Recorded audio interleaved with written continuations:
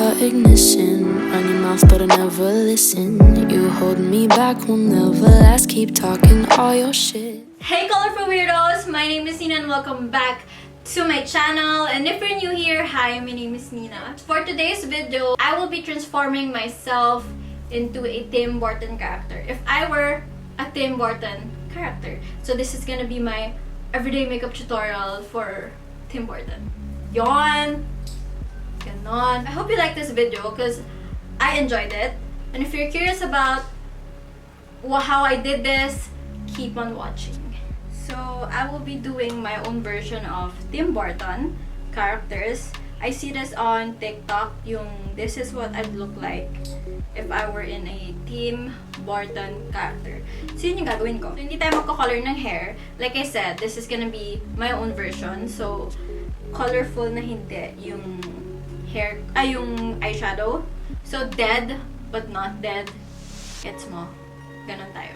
So yeah, we'll be using the Fit Me foundation.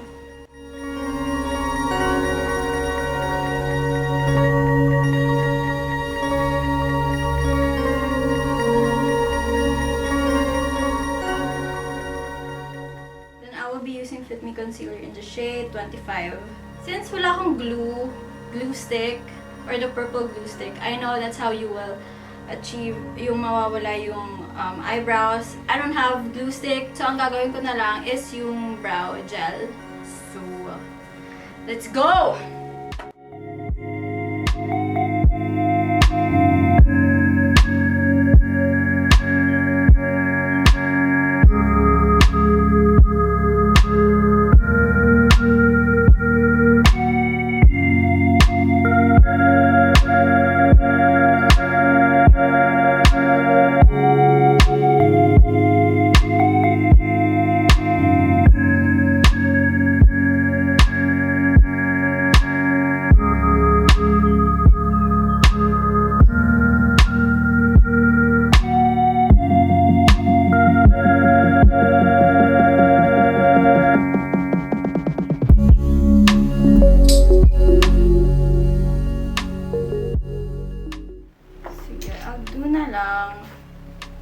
Since hindi ko siya magawang ma-disappear,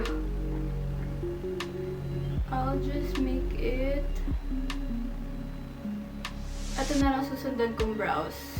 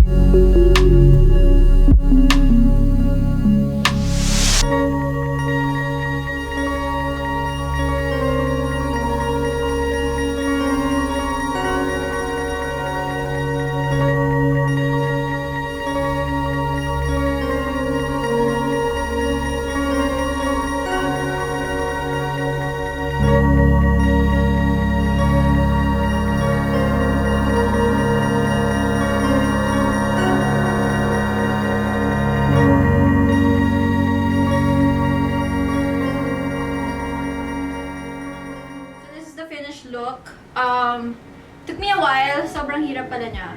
Pero, okay, sige. Kaya naman. I'm just gonna get my dress and my hair done. So, I'll see you in a bit.